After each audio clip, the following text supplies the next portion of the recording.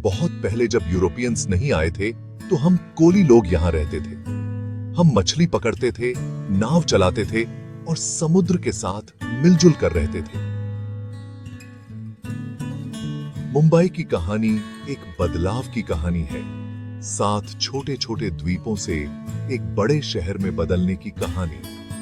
यह द्वीप इंडिया के पश्चिमी तट पर स्थित थे और इनका भविष्य बहुत उज्जवल था।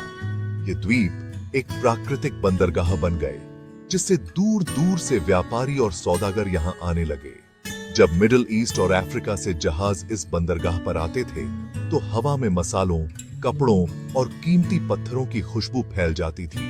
मुंबई, जिसे उस समय हेप्टानेसिया कहा जाता था, एक महत्वपूर्ण व्यापारिक केंद्र बन रहा था। इन द्वीपों की समृद्धि से सब वाकिफ थे। 16वीं शताब्दी में पोर्चुगीज एक्सप्लोरर्स, जो धन और शक्ति की तलाश में थे, इंडियन ओशन के व्यापारिक मार्गों पर अपनी नजरें गड़ाए हुए थे। मुंबई में पोर्चुगीज लोगों का आगमन, जिसे हम बॉम्बेम कहते थे, बहुत से बदलाव लेकर आया। हमने चर्च और किले बनाए, जिससे इन द्वीपों के परिदृश्य और संस्कृति पर एक अमिट छाप छोड़ी। 1661 में पोर्चुगीज लोगों ने दहेज समझौते के तहत इन द्वीपों को ब्रिटिश लोगों को सौंप दिया।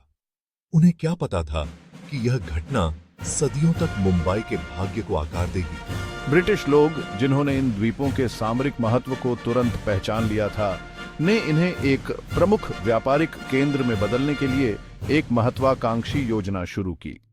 ईस्ट इंडिया कंपनी, जो एक शक्तिशाली व्यापारिक कंपनी थी, ने बॉम्बे में अपना आधार स्थापित किया, जिससे पूरे इंडिया से व्यापारी और मजदूर यहां आकर्षित हुए।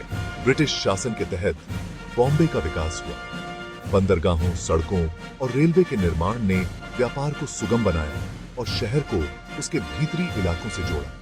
कपड़ा उद्योग में तेजी आई, जिससे रोजगार की तलाश में हजारों प्रवासी यहां आकर्षित हुए। जैसे जैसे शहर का विस्तार हुआ, 7 द्वीप, जो कभी खाड़ियों और दलदलों से अलग थे, महत्वाकांक्षी भूमि पुनर्ग्रहण परियोजनाओं के माध्यम से धीरे धीरे एक हो गए और एक ही भूभाग में बदल गए। 19वीं सदी के अंत और 20वीं सदी की शुरुआत में बॉम्बे एक प्रमुख औद्योगिक केंद्र के रूप में उभरा। सूती कपड़े की मांग के कारण कपड़ा उद्योग में अभूतपूर्व उछाल आया। पूरे शहर में मिलें उगाई, उनकी चिमनियों से निकलता धुआं बॉम्बे की बढ़ती औद्योगिक ताकत का प्रमाण था। यह शहर इंडिया के कोने कोने से लोगों को आकर्षित करता था।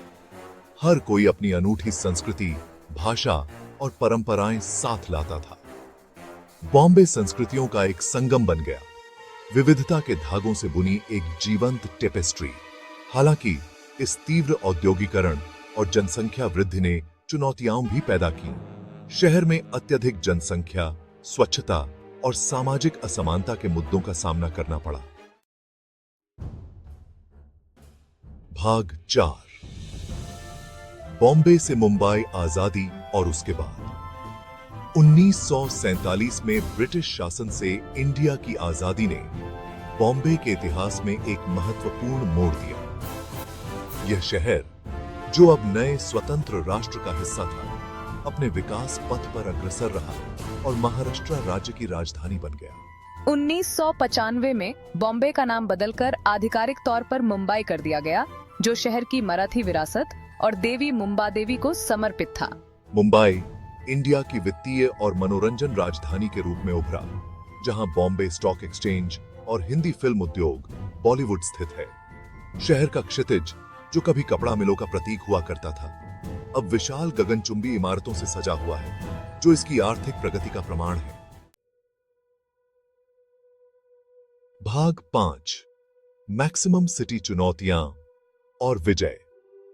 मुंबई, जिसे अक्सर मैक्सिमम सिटी कहा जाता है, अतिवादों का शहर है। यह सपनों और आकांक्षाओं का शहर है, जहां लाखों लोग अपना भाग्य तलाशने आते हैं। लेकिन यह एक ऐसा शहर भी है जो बहुत बड़ी चुनौतियों से जूझ रहा है। जनसंख्या घनत्व, गरीबी, अपर्याप्त आवास और यातायात की भीड़ मुंबई को परेशान करती रहती है। फिर भी शहर की लचीलापन की भावना और हर परिस्थिति में खुद को ढालने और फिर से स्थापित करने की क्षमता उल्लेखनीय है।